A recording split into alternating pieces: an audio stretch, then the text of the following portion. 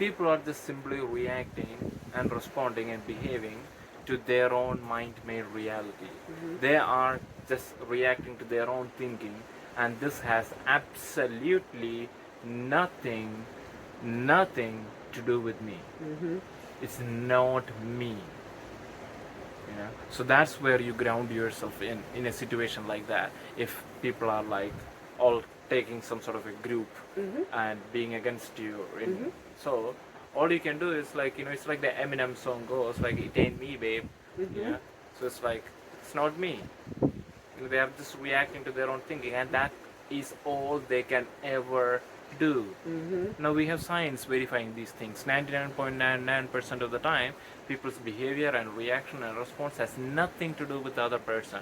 It has absolutely everything to do with what thinking is going on in their mind in the moment, what they are mistaking for facts in the moment.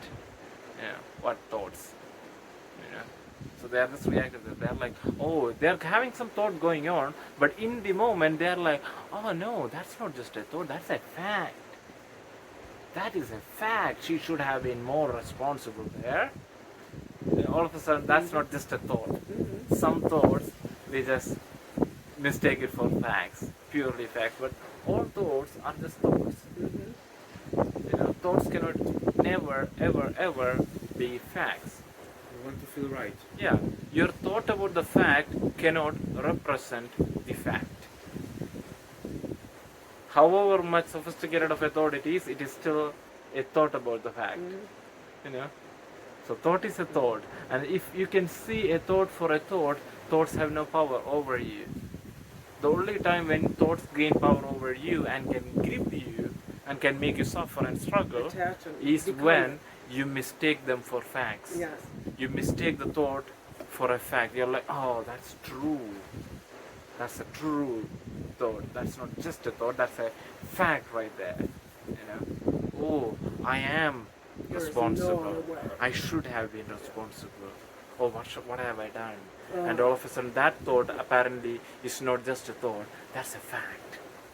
And you get by it. That's how it works. At any given moment, a person is either in somewhere in between. Either they are seeing their thoughts for thoughts, or they are mistaking them for facts. So based on where they are, identifying. They are identifying, but the word identifying with the thought doesn't really help so much. Because what does that really mean? Identify with the thought. But for me, mistaking a thought for a fact makes more sense. It's more like, in the dark, let's just say there is some sort of stair and there's some rope kind of like twisting around, and I'm mistaking it for a snake kind of stuff. So I have to stop seeing the snake in order to start seeing the what it rope. is, reality. What is right. So I have to stop seeing the fact in order to start seeing it as thoughts. It happens at the same time. The moment you can stop seeing the thought as a fact, it's also kind of rectifies itself, and you're able to see it for what it really is.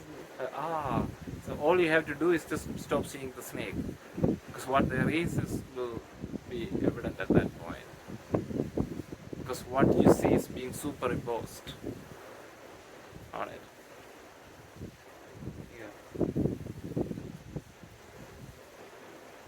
Yeah, I'm just thinking about the conflict between wanting a certain outcome and being limited by your sense of duty and responsibility. The thing is, limitations, we cannot always run away from limitations either, It's a big mainstream idea about getting rid of all the limitations. We cannot get rid of all the limitations because limitations shape us.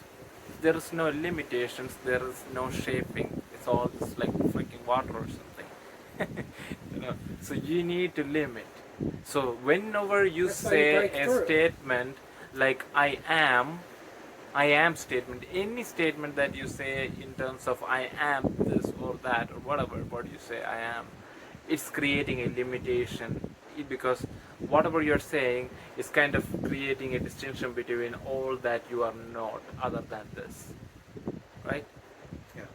it's creating a separation between all that is not that versus just this. So, oh, I am this sort of a person. Well, that goes back to your declarations. Yeah. So the point is, of course, you're going to be limited whenever you make a language. Language is going to be limited, and whenever you say I am this or that, however it is, it's going to be limited. But you want it to be limiting and shaping you in your power, rather than limiting and shaping you in your disempowerment.